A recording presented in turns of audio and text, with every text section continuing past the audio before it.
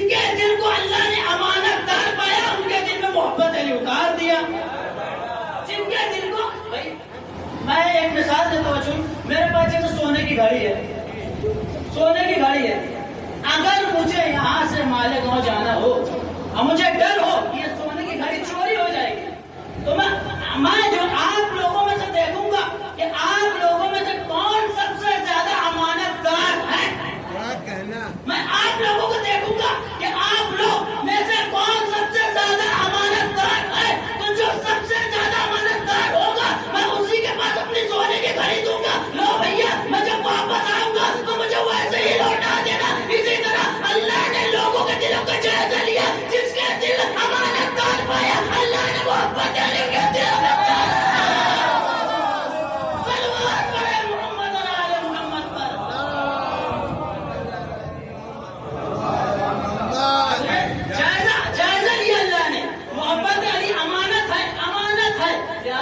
محبت علی کے دل میں نرم ہونا بھی ضروری ہے. دل کا نرم ہونا ضروری ہے. اگر ہم محبت علی کو لے کر باہر کسی کی غیبت کر رہے ہیں, اس کا مطلب ابھی تک ہمارے دلوں میں اللہ نے ڈالے نے صرف زبان پر اتارا ہے. ہم اگر علی علی کر رہے ہیں, باہر جا کر غیبت کر رہے ہیں. ہم علی علی کر رہے ہیں, باہر جا کر گالی پکڑ رہے ہیں. ہم علی علی کر رہے ہیں, باہر جا کر جھوٹ کر رہے ہیں. اس کا مطلب یہ ہے محبت اہل بیت اور محبت علی اللہ نے ابھی دل میں نہیں ڈالا, زبان پر اتارا ہے. کیونکہ ہمارے چھٹے امام نے ارشاد فرمایا ہے کہ دیکھو ہمارا چاہنے والا کبھی بھی گالی نہیں بک سکتا. اگر ہمارا چاہنے والا گالی بک رہا ہے تو اس سے بڑا جھوٹا کوئی نہیں ہے. اس سے بڑا جھوٹا کوئی نہیں ہے. تو لہٰذا محبت علی کیا ہے؟ علم ہے. اور علی بھی جو انسانی شکل میں آئے وہ ایک علم ہے, اور ایسا علم ہے کہ علی ایسی ذات کا ایسا علم ہے کہ اگر ان کے در سے ہم اگر متفق ہو گئے, چپک گئے, ان کے در پہ ہم آ گئے, تو یاد رکھنا جس طرح زمانے والے علی کو لاجواب نہ کر سکے ہمیں بھی کوئی لاجواب نہیں کر سکتا. مجھے یہاں پر کوفے کے حالات یاد آ گئے, وہ میں بیان کرتا ہوا چلوں کہ مولا کائنات علمی میدان میں کبھی بھی شکست نہیں پائے. علمی تو چھوڑیے, کسی بھی مجال میں, کسی بھی میدان میں علی نے کبھی بھی کسی سے شکست نہیں کھایا. جو لوگ علی سے سوال کرتے تھے علی فوراً اس کا جواب دے دیتے تھے, فوراً جواب دیتے تھے. یہ بھی نہیں کہ کسی نے سوال کیا مولانا صاحب سے سوچنے لگے, بھائی کل بتاؤں گا, رات میں بتاؤں گا, دیکھ کر بتاؤں گا. علی کے پاس ایسا علم نہیں تھا. جیسے ہی کسی نے سوال کیا ویسے ہی جواب دیا. کوفے کے کچھ لوگ تھے, کوفے میں کچھ لوگ موجود تھے, اور وہ لوگ اکٹھا جمع ہو گئے. جمع ہونے کے بعد انہوں نے مشورہ کیا کہ آج کوئی علی سے ایسا سوال پوچھیں گے کہ علی سوچنے پر مجبور ہو جائے, علی اپنے سر کو جھکا لے, علی لاجواب ہو جائے. اب جب یہ لوگ مشورہ کرنے لگے تو آپس میں کہنے لگے کہ ایسا کوئی سوال ہے ہی نہیں جس کا جواب علی نہ دے سکے. ایسا کوئی سوال نہیں ہے جس کا جواب علی نہ دے سکے. جو بھی سوال کرتے ہیں علی فوراً جواب دیتے ہیں.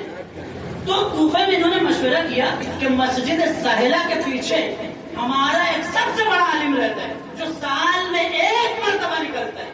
کیا کہا؟ مسجد سہلہ کے پیچھے ہمارا ایک سب سے بڑا عالم رہتا ہے جو سال میں ایک مرتبہ نکلتا ہے. اس کے پاس بھی اتنا علم ہے, لہذا انہیں سے کوئی ایسا سوال بنوا لیتے ہیں کہ وہ سوال ہم علی سے کریں اور علی لاجواب ہو جائے.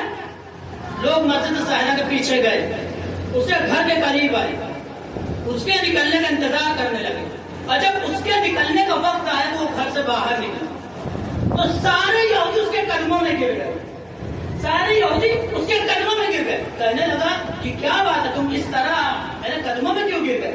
کہا کوفے میں ایک علی نام کا شخص رہتا ہے, اس کے بعد جو بھی سوال کرو فوراً جواب دیتا ہے. ہمیں کوئی ایسا سوال چاہیے کہ ہم علی سے سوال کریں اور علی جواب دینے پر مجبور ہو جائے, علی جواب دینے پر مجبور ہو جائے. تو اس نے کہا تم لوگوں کی ضرورت نہیں ہے, میں خود چاہوں گا علی کے پاس. اتنا بڑا یہودیوں کا عالم پوری तौरेत का इल्म था और ऐसा इल्म था कि जब आंख बंद करता था तो आने वाले कल के हालात को देख लेता था, ऐसा इल्म था। तो लोगों ने कहा ठीक है, चलिए कूफे की मस्जिद में अली होंगे। अब लोग इस आलिम दीन को मस्जिद कूफा ले आए। जब मस्जिद कूफा के करीब आ गए तो लोग वहीं छुप गए। उस यहूदियों के आदमी ने तुम छुप क्यों रहे? कहा नहीं, हम नहीं जाएंगे अली के सामने, आप जाएं, आप सवाल तो पूछे। अली लाजवाब, आप जब बाहर निकले तो अली को लाजवाब करके निकले। यहूदियों ने कहा ठीक है, यहूदी आलिम ने कहा ठीक है। मस्जिद कूफा में दाखिल हुआ और जैसे ही दाखिल हुआ अली मिंबर पर बैठे हुए थे। उसने कहा कि मैं सुना हूं आप हर सवाल का जवाब फौरन दे देते हैं, आप हर सवाल का जवाब फौरन दे देते हैं। अली ने कहा इसमें कोई शक की बात नहीं है। तो उसने कहा आज आप सवाल करें, मैं जवाब दूंगा। किससे कह रहे? अली से कह रहे, अली से कह रहे, अली से कह रहे कि आज आप सवाल करें, मैं जवाब दूंगा। तो अली ने फौरन जवाब दिया, सिर्फ तू जवाब देगा, जो बाहर छुपे हैं वो भी जवाब देंगे।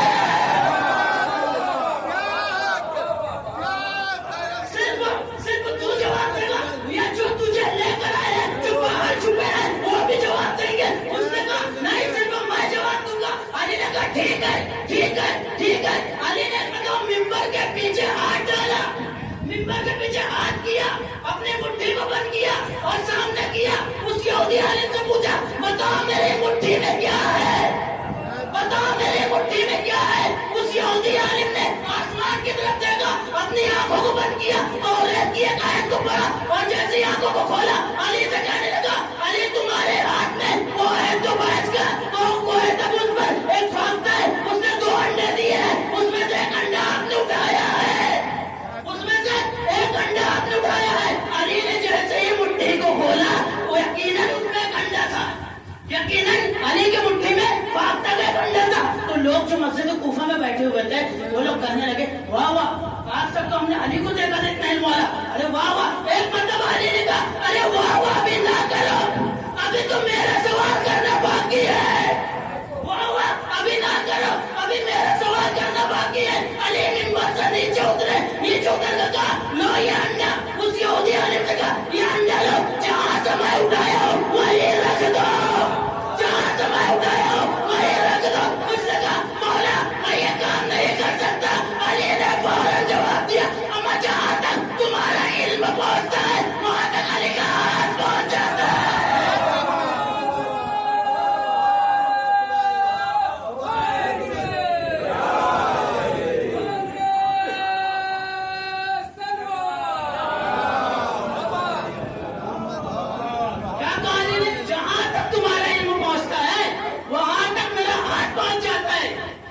उसने सर को झुकाया, कहा अली मैं तो आपको लाजवाब करने आया था, आप मुझे लाजवाब कर दिए। अली मैंने जो किया वो एक आलिम करता है, आपने जो किया वो एक खालिक करता है। क्या कहा यहूदी आलिम ने? मैंने जो किया वो एक आलिम करता है, आपने जो किया वो खालिक करता है। अभी ये यहूदी आलिम सर को झुकाए हुए मस्जिद कूफा से बाहर निकला, मस्जिद कूफा से बाहर निकला। लोग जो जमा थे पूछने लगे क्या हुआ, क्या हुआ, क्या हुआ। तो यहूदियों का आलिम ने कहा अम्मा मैं तो अली को लाजवाब करने आया था, अली तो मुझे लाजवाब कर गए, अली तो मुझे लाजवाब कर गए। तो लोगों ने कहा कोई और सवाल पूछो, कोई और सवाल पूछो, कोई और सवाल पूछो। तो उसने क्या कहा अरे जब मैं आया था तो यहूदी था, अब मैं अली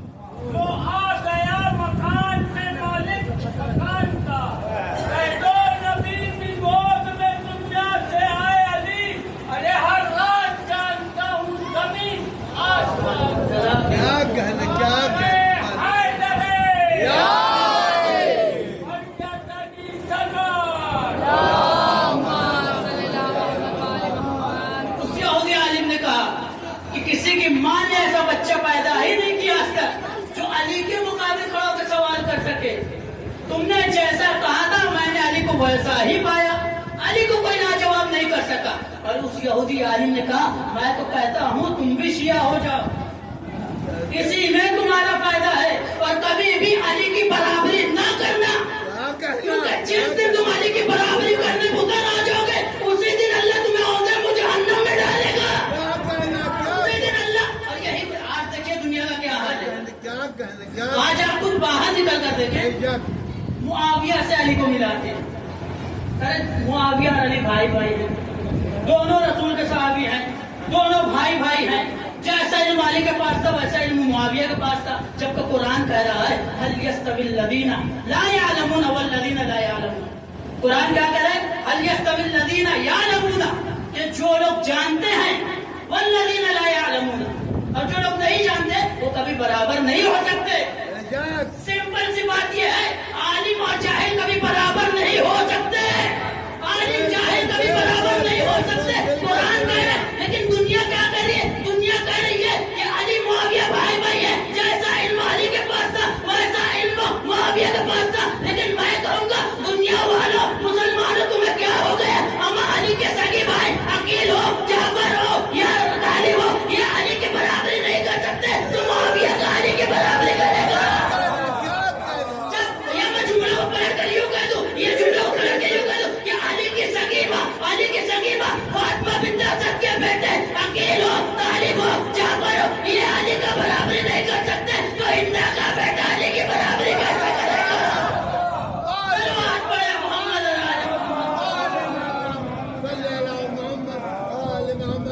یہ ہے علی, یہ ہے علی. اسی لیے رسول نے کہا جب معراج سے پلٹ رہے تھے تو معراج سے آ کر رسول اللہ نے گریہ کیا ہے.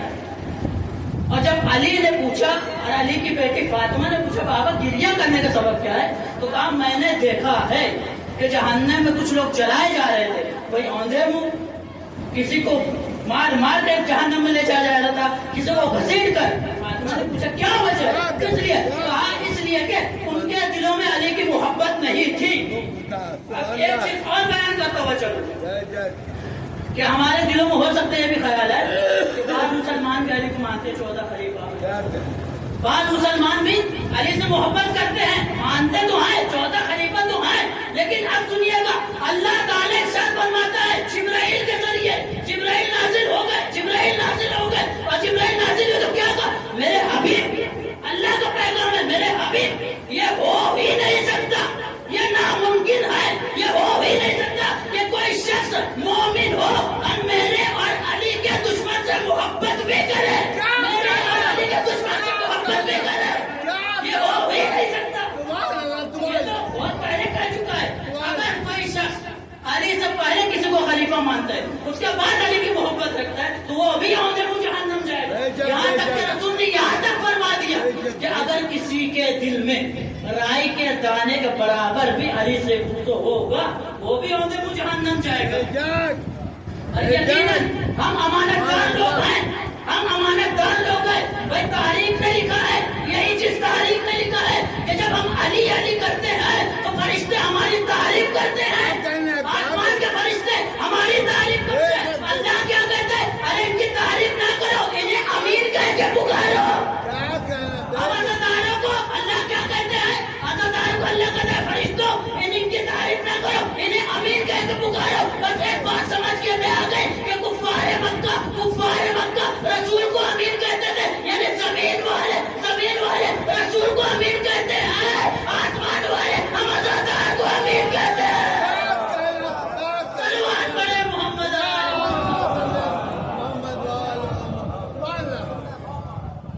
یہ ہے محبت کا علی, کہ علی کے بعد رسول صرف علی اور اولاد علی کی محبت ہی کام آئے گی, کسی اور کی محبت کام نہیں آ سکتی.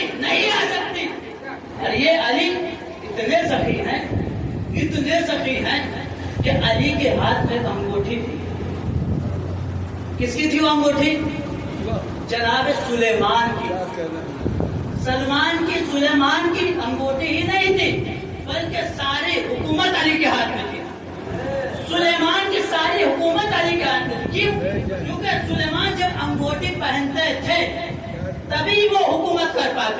ادھر انگوٹھی کو پہنا، جنات کو حکم دیا، جنات حکم مانتے تھے، لیکن جیسے سلمان انگوٹھی اتارتے تھے اور سلمان کو جنات کو حکم دیتے تھے تو جنات حکم نہیں مانتے تھے، پرندے کو حکم دیتے تھے، پرندے حکم نہیں مانتے تھے، لیکن جیسے ہی انگوٹھی پہنتے تھے اور کوئی حکم دیتے تھے سلمان پرندوں کو، فوراً پرندے اطاعت کرتے تھے، فوراً جنات اطاعت کرتے تھے۔ اس کا مطلب یہ ہوا کہ سلمان کی حکومت صرف انگوٹھی میں تھی، اور بعد سلمان وہ انگوٹھی آ گئی علی کے ہاتھ میں، بعد سلمان وہ انگوٹھی آ گئی علی کے ہاتھ میں، علی نے وہ دے دیا خیرات میں، علی نے حالت رکوع میں، بعد سلمان وہ انگوٹھی آ گئی علی کے ہاتھ میں، علی نے وہ انگوٹھی دے دیا خیرات میں، ایک سائل کو دیا تو لوگوں کو علی نے یہ بتایا ہمیں میری سخاوت میں نہ جانا، جب ایک سائل کو علی سلیمان کی پوری حکومت دے سکتا ہے تو علی چاہے ہاتھ میں کتنا لمبا ہوگا۔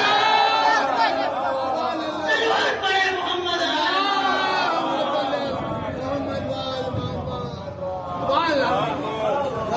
یہ ہے علی۔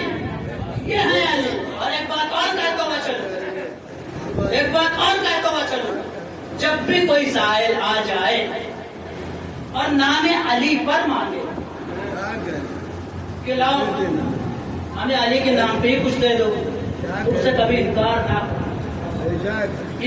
کرنا۔ دیکھیے یمن میں بہت بڑا تجارت کرنے والا ایک آدمی تھا، بزنس مین، کسی سبب یمن میں قحط پڑا اور قحط میں جو ہے اس کا لوز ہو گیا، بالکل غریب ہو گیا، فقیر ہو گیا، تو یہ ارادہ کیا کہ کیوں نہ میں کوفہ جاؤں، کیونکہ کوفے میں ابھی علی کی شہادت ابھی ہوئی ہے، وہاں علی کے چاہنے والے ہوں گے، وہاں علی کے نام پہ کچھ خیرات مانگوں گا۔ جب علی حالت رکوع میں خیرات دے سکتے ہیں تو علی کے چاہنے والے علی کے نام پہ دے سکتے ہیں، تو یہ یمن سے ادھر نکلا۔ اب سنیے کوفے کا حال۔ کوفے میں ایک شخص رہتا تھا جو علی سے خوبصورت رکھتا تھا، اس کی بیوی تھی، اس کی بیوی کے دل میں علی کی محبت تھی، جب بھی کوئی علی کے نام پہ مانگتا تھا کچھ نہیں ہوتا تھا لیکن بیوی دیتی تھی۔ اچھا اس کا شوہر منع بھی کرتا تھا، تم علی کے نام پہ کیوں دیتی ہے، علی کے نام پہ نہ دیا کرو۔ اس کے شوہر کا سونے کا بزنس تھا، سونار کی دکان تھی، سونے کا بزنس تھا، اور حرام طریقے سے اس نے کمایا تھا۔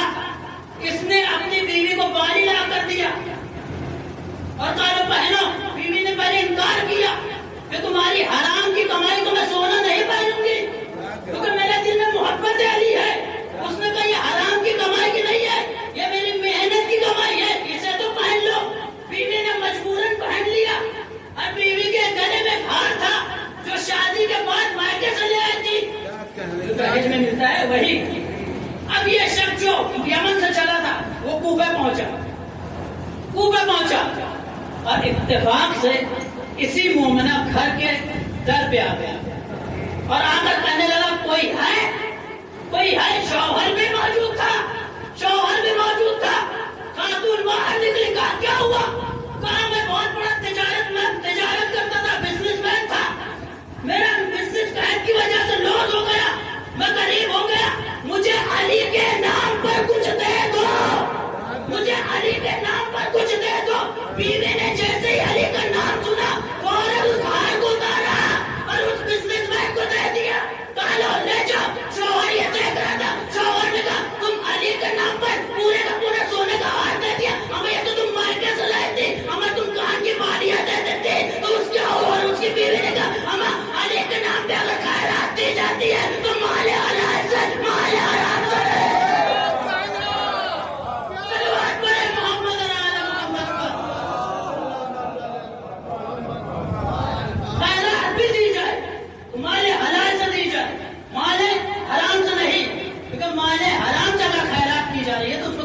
ثواب نہیں ہے، آپ نے جو محنت سے کمایا ہے اسی میں آپ کی بھلائی ہے۔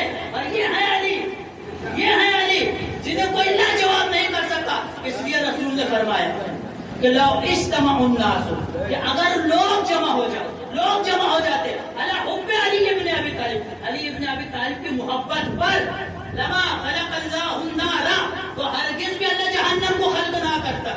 جہنم کو خلق کرنے کا اس کا اپوزٹ کیا ہے؟ اس کا اپوزٹ ہی یہی ہے کہ دشمن علی کے لیے جہنم بنی ہے.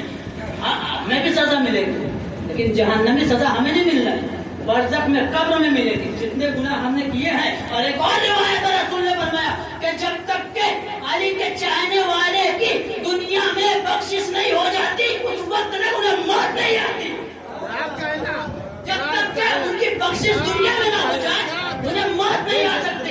یہ ہے علی کی محبت دل میں رکھنے کا انعام ہی یہی ہے کہ اگر کوئی مرتا بھی ہے, اسی لیے تو ہم جب کوئی مر جاتا ہے تو کیا کہتے ہیں مرحوم. کوئی مومنہ مرتی تو کیا کہتے ہیں مرحومہ, یعنی مغفرت کیا ہوا, رحم کیا ہوا. مرحومہ و مغفورہ, مرحوم و مغفور کیوں کہتے ہیں؟ اس کا مطلب ہی یہی ہوتا ہے کہ اللہ نے اس پہ رحم کیا ہے, اللہ نے اس کی مغفرت کی ہے, اس لیے صرف محبت علی کی بنا پر. اور یہی وجہ ہے کہ محبت علی کی بنا پر کربلا وجود میں آئی.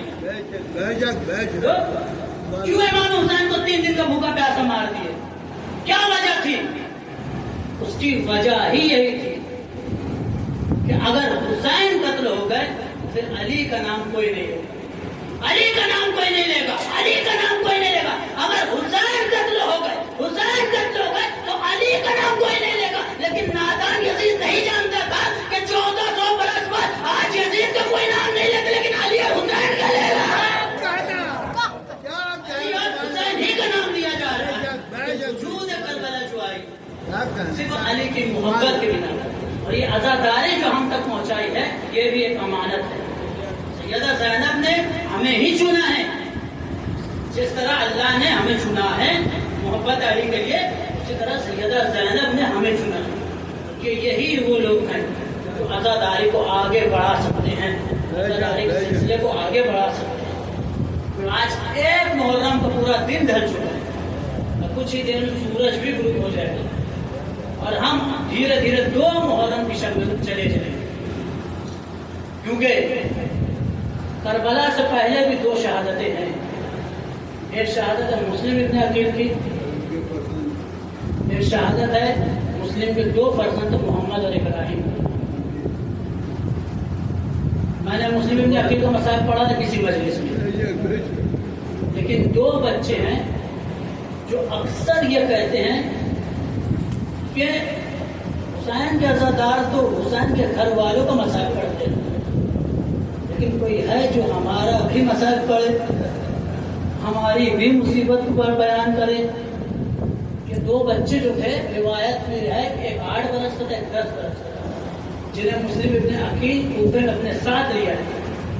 اور یاد رکھنا کہ جب مسلم ابن عقیل کو دارالعمارہ پر لے جایا گیا اور آخری خواہش پوچھی گئی تھی تو مسلم نے رو کر یہی کہا تھا کہ میری بس آخری خواہش یہی ہے کہ میں اپنے ساتھ 2 بچوں کو لایا. ایک کا نام ہے محمد, ایک کا نام ہے ابراہیم. دیکھو تم تو مجھے قتل کر دو گے, تم تو مجھے شہید کر دو گے, لیکن جب بھی میرے بچے مل جائے, دیکھو کل عید کا دن ہے, کل عید کا دن ہے, مسلم نے یہی کہا تھا 9 ذوالحجہ کے دن, کل عید کا دن ہے, جب بھی میرے بچے مل جائے تو انہیں یہ نہ کہنا تمہارا بابا قتل کر دیا گیا ہے, انہیں یہ نہ کہنا کہ تمہارا بابا قتل کر دیا گیا ہے. ادھر مسلم کی شہادت ہو گئی, ادھر یہ 2 بچے کوفے کے گلیوں میں اتنے سہمے ہوئے تھے, اتنے ڈرے ہوئے تھے کہ کوفے کے گلیوں میں قدم بھی آہستہ آہستہ رکھتے تھے. اور جب ہوائیں چلتی تھی اور درخت کے پتے ہلتے تھے تو یہ بچے درخت کے پتے کی آواز